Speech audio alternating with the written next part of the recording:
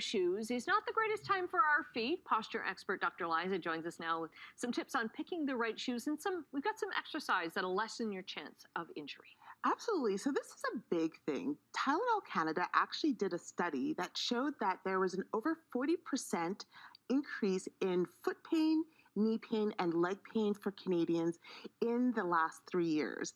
And one of the reasons is because people are not walking correctly. Most people are actually overpronators, which means that they roll in too much when they walk. Okay. That puts strain on our plantar fascia, which supports our arches. It puts strain on our knees, on our hips, and on our legs and makes them work harder. It just goes up, right? Exactly. So one of the easiest things that you can do to walk correctly is to wear proper footwear.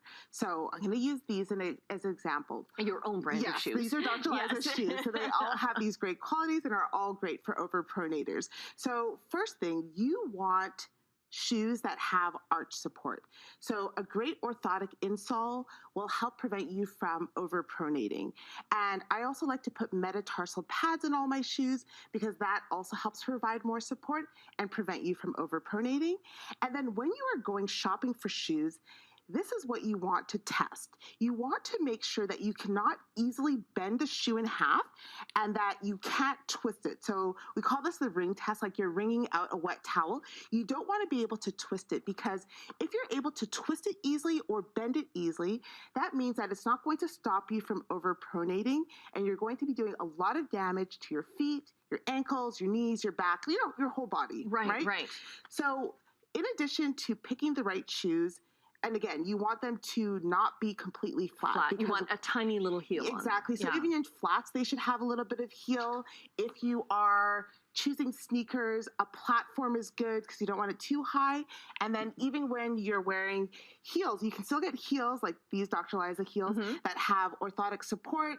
And a rocker sole is great as well, where it rocks when you walk. So that way you're not overpronating when you're walking. Okay. And then you've got some exercises. Yeah. So one of the best ways to stop overpronation is by balancing out your muscles. So there's certain muscles you want to strengthen and certain muscles you want to stretch. So very important, your gluteus medius. So that's one of your glute muscles.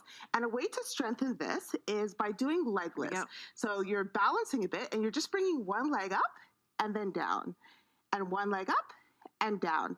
And when you're doing this, you want to try and stay still so that you're not rocking. And that way you're strengthening the leg that's bringing your leg up, and you're strengthening the glute that's stabilizing you as well. And this is also working your core because you are balancing. Exactly. You've got it.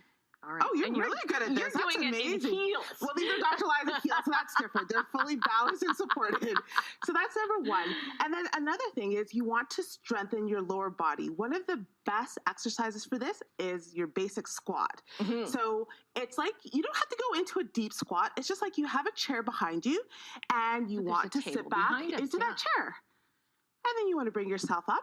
And now, if you really want to challenge yourself and to really strengthen your arches, you can actually go up on your toes a bit and then go into the squat. So in yoga, we call this awkward pose. And you can put your hands out to help with the balance as well.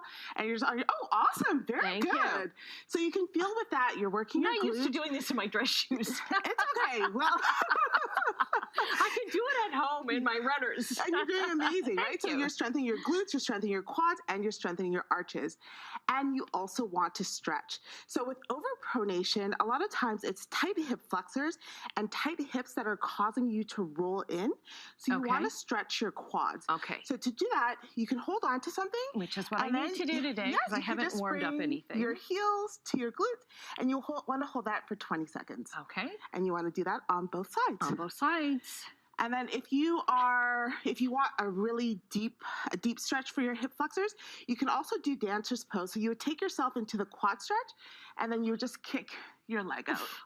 Okay, I'm going to let you do that. That just gets you with a little bit more. When we're finished. Oh, we've run out of time. Okay, so we'll get all the links up to your Dr. Liza shoes and tips at chch.com.